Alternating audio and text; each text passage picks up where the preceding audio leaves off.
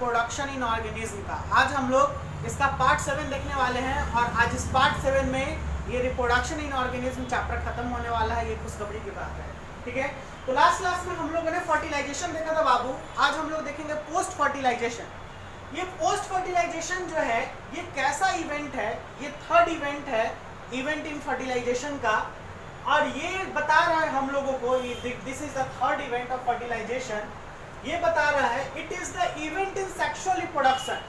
ये sexual reproduction का ऐसा इवेंट है जो किसके बाद, आफ्टर जाइगोट के फॉर्मेशन के बाद। हम लोगों ने फर्टिलाइजेशन में जाइगोट को बना दिया था, देखे थे कि जाइगोट बन गया था, the fusion of male and female gamete to produce zygote, to formation of zygote. तो यही टॉपिक अभी बता रहा है कि इसके बाद का जो होगा वो पोस्ट फर्टिलाइजेशन होगा। देखिए तो क्या क्या लाता है ये जाइगोट जो होता है, ये होता क्या है, ये जाइगोट जो होता है वाइटल लिंक दैट इंश्योर, ये वाइटल लिंक है और क्या इंश्योर करता है, कंटिन्यूटी ऑफ अ स्पीशीज को, बहुत ही इंपॉर्टेंट। और यही यहाँ से क्वेश्चन निकलता है व्हाई रिप्रोडक्शन इज नेसेसरी, ठीक है ना, व्हाई रिप्रोडक्शन इज नेसेसरी, यहाँ से क्वेश्चन आया आपका। और ये क्वेश्चन आप ये भी बोल सकते हैं कि reproduction is necessary for the continuity of the species या कंटिन्यूटी ऑफ लाइफ, ठीक है ना, इन एवरी लिविंग बीइंग या एवरी लिविंग ऑर्गेनिज्म, सब चीज के लिए। तो यहाँ पे बता रहा है vital link that ensure continuity of a species between organism of one generation to the next. ये किसके बीच में, जैसे एक generation to the next. If you imagine your father and mother is the first generation, you are the second generation, when you will marry and your young ones are born, then they are third generation। तो ये generation होता है जो one से next को जोड़ता है, that's why it is known as vital link। क्या है, vital link है। Now इसके बाद टॉपिक हम लोग का जो बोला है development of zygote depends on, zygote का डेवलपमेंट किन किन बातों पे निर्भर करता है, इसको हम लोग देखेंगे। तो सबसे पहला तो है the type of life cycle of the organism. Life cycle किस टाइप का है इस ऑर्गेनिज्म का, लाइफ साइकिल करने का we know that what is life cycle और लाइफ स्पैन। तो लाइफ स्पैन हम लोगों ने देखा था कि बर्थ से डेथ का, ठीक है, और इसके बाद इसी से रिलेटेड एक हो जाता है लाइफ साइकिल, जैसे उसका लाइफ साइकिल मतलब जीवन अवधि, यही चीज हो जाएगा। ये सबसे पहला चीज हो गया, किसी का कम होता है, किसी का फ्यू डेज, किसी का मंथ, किसी का ईयर, ठीक है ना, किसी के 100 ईयर से भी ज्यादा। ये सब लाइफ साइकिल पे डिपेंड करता है कि किस टाइप के होंगे और उसी के आधार पर, उसी के डिपेंड पे उनका डेवलपमेंट भी होता है। The environment it is exposed to, और किस इन्वायरमेंट में एक्सपोज्ड है। जैसे कहने का मतलब हम लोग बहुत बेहतरीन तरीके से जानते हैं कि सबसे पहले इस दुनिया में जो अरिस्टोटल थे वो दो भागों में बांटे थे कि लैंड पे रहने वाला जीव और पानी में रहने वाला जीव, ठीक है, इन दोनों को। तो उसी के आधार पे ये चीज़, वो तो बहुत आगे का बात है जो हम लोग इवोल्यूशन में देखेंगे कि कैसे कैसे क्या है। बट ये एक्सपोज करने का मतलब किस इन्वायरमेंट में वो है, वाटर मीडियम में है, लैंड मीडियम में है, एरियल है, वो ज़्यादातर एरियल, क्योंकि ये सब जितने भी ऑर्गेनिज्म होते हैं, या फिर हम लोग बोलेंगे कि ये जैसे पोलर रीजन में रहने वाला है, तो ये जितने भी ऑर्गेनिज्म होते हैं बाबू, ये सब का कुछ स्पेशल कैरेक्टरिस्टिक और फीचर होता है जिससे वो सरवाइव करते हैं, ठीक है। तो इसीलिए ये बता रहा है कि कैसे ये एक्सपोज्ड होता है और कहाँ पे एक्सपोज होता है, अपने इन्वायरमेंट में। कौन, ये zygote. Zygote develops into embryo, यही जाइगोट फिर किस में चेंज होता है, एम्ब्रायो में, और इस एम्ब्रायो को फिर हम लोग बोलते हैं एम्ब्रायोजेनेसिस। क्या बोलते हैं, एम्ब्रायोजेनेसिस, यानी डेवलपमेंट ऑफ एम्ब्रायो, ठीक है, या फॉर्मेशन ऑफ एम्ब्रायो। कैसे, तो जाहिर सी बात है कि इसमें सेल डिवीजन होगा, देखिए लिखा हुआ भी होगा। It refers to the process of development of embryo from the zygote. जैसे जाइगोट से ये जब एम्ब्रायो में बनता है, इसी के डेवलपमेंट को, इसके प्रोसेस को हम लोग बोलते हैं एम्ब्रायोजेनेसिस। ये इसका डेफिनेशन हो गया। और एम्ब्रायोजेनेसिस के दौरान, ड्यूरिंग एम्ब्रायोजेनेसिस, इसके दौरान सेल डिवीजन, कैसा सेल डिवीजन करेगा, माइटोसिस वाला सेल डिवीजन करेगा, to increase the number of cell. तो ये नंबर ऑफ सेल बढ़ते हैं। अब माइटोसिस और मियोसिस के बारे में हम लोगों ने पढ़ा था और सेल डिवीजन में बहुत अच्छे से जाना था। माइटोसिस सोमेटिक सेल में देखने के लिए मिलता है, मियोसिस गैमेटिक सेल में देखने के लिए मिलता है। हम लोगों ने देखा भी था कि वहाँ पे मियोसिस हुआ था, यहाँ पे माइटोसिस हो रहा है, यानी सोमेटिक सेल इसके बढ़ेंगे, इसके बड़ी फॉर्मेशन वाले सेल बढ़ेंगे।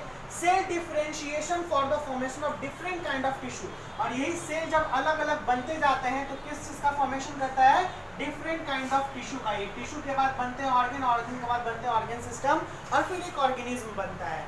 बाबू ये तो था, हम लोगों ने देखा कि एम्ब्रियोजेनेसिस में कैसे है। कुछ टॉपिक और है बाबू। एम्ब्रियोजेनेसिस के बाद हम लोग का जो टॉपिक है, ये थोड़ा ध्यान से देखिएगा, इंपॉर्टेंट है। ये भी एग्जामिनेशन में लगभग 2 या 3 मार्क्स के करीब में पूछता है, ऑब्जेक्टिव इससे आता है, ठीक है। तो यहाँ पे आपका टॉपिक बता रहा है based on whether the development of zygote, zygote के डेवलपमेंट के आधार पर ये किसके अकर्स इनसाइड और आउटसाइड द बॉडी, जिसमें हम लोगों ने इंटरनल और एक्सटर्नल फर्टिलाइजेशन देखा था। Female animals are categorized into oviparous और विविपेरस।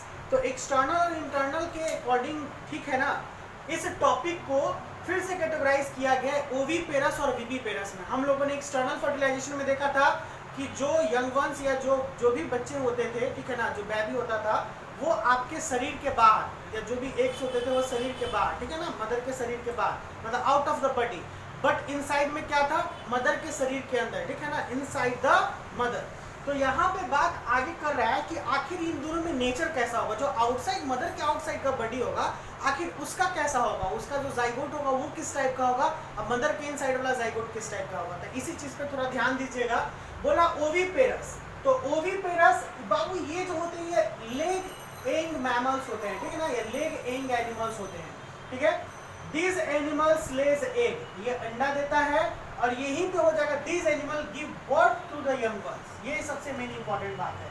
विविपेरस यानी इंटरनल में अगर हम लोग देखेंगे, जो इंटरनल फर्टिलाइजेशन था ये विविपेरस से रिलेटेड है, और these animal give birth to the young ones. जबकि ओविपेरस में दीज एनिमल लेज एग, ये अंडे को देते हैं। The fertilised egg have a calcareous shell, ये भी इंपॉर्टेंट, कैल्सीरियस यानी कैल्शियम का बना हुआ, कैल्शियम कार्बोनेट का बना हुआ, जो प्रोटेक्ट करता है इनको हॉश इन्वायरमेंट से। हॉश इन्वायरमेंट यानी कोई भी ह्यूमिडिटी हो, हाई हीट हो, इन सब चीज़ों से उसको बचाने का काम करता है, ठीक है। तो ये किस टाइप का सेल का बना होगा, कैल्सीरियस सेल का बना होगा, ये फर्टिलाइज्ड है। यहाँ पे ध्यान देना, embryo protected inside the mother body, ये मदर बॉडी के अंदर में एम्ब्रियो प्रोटेक्टेड होता है कंप्लीटली मदर के थ्रू, मदर के द्वारा। इसी में बाबू फ्लावरिंग प्लांट जब हम लोग टॉपिक देखेंगे तो यहाँ बोल रहा है इन flowering plant the zygote formed inside the ovule, जो जाइगोट होता है वो ओव्यूल के अंदर बनता है, और यही ओव्यूल आगे जाके सीड में चेंज हो जाएगा, देखिए लिखा होगा जैसे, और zygote develops into the embryo after which the ovule becomes the seed, देखिए लिख दिया।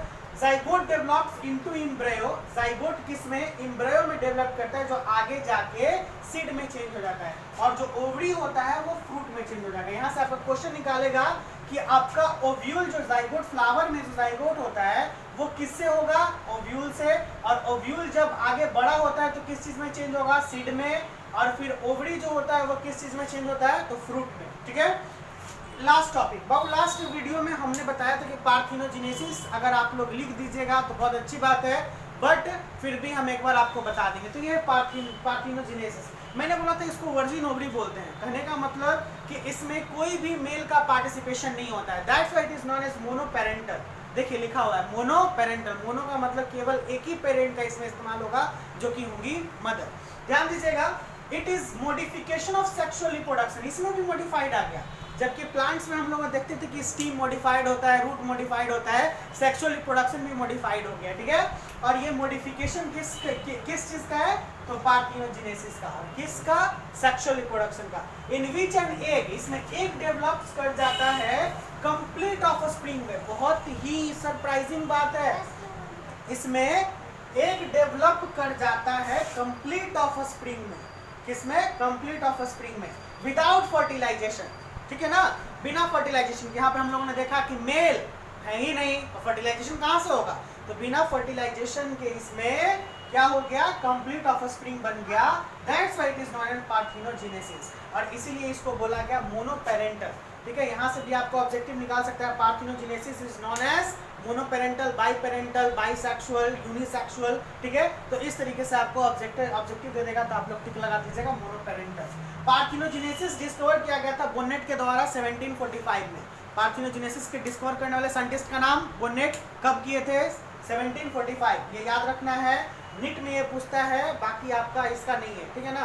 12th क्लास में ये सब चीज़ नहीं पूछता है। It is found in many non vertebrate. ये जो पार्थिनोजेनेसिस होता है नॉन वर्टिब्रेट्स में बहुत ज़्यादा पाया जाएगा, जब जो कि हमने बताया था बीस था, एफिड्स था, ठीक है ना, रोटीफॉर्स था, ये सब में हम लोग ने देखा। लेकिन कुछ ये जो होते हैं फ्यू वर्टिब्रेट्स में भी होते हैं पार्थिनोजेनेसिस, लेकिन इसमें स्ट्रिक्ट पार्थिनोजेनेसिस पाया जाता है। स्ट्रिक्ट का मतलब होता है इनकम्प्लीट, कंप्लीट ना होके इनकम्प्लीट पार्थिनोजेनेसिस होगा। और ये देखने के लिए मिलेगा लिजार्ड, स्नेक, शार्क, ठीक है ना, फिशेज ईटीसी में। तो बाबू आज का वीडियो हम लोग यहीं पे खत्म करते हैं। आपका चैप्टर 1 रिप्रोडक्शन का, chapter 1 unit number 1 reproduction, chapter number 1 reproduction in organism complete. हम लोग फिर से मिलेंगे एक नए चैप्टर के साथ, sexual reproduction in flowering plant. आज क्लास खत्म, बढ़िया से पढ़ाई कीजिए। Bye bye, keep studying all.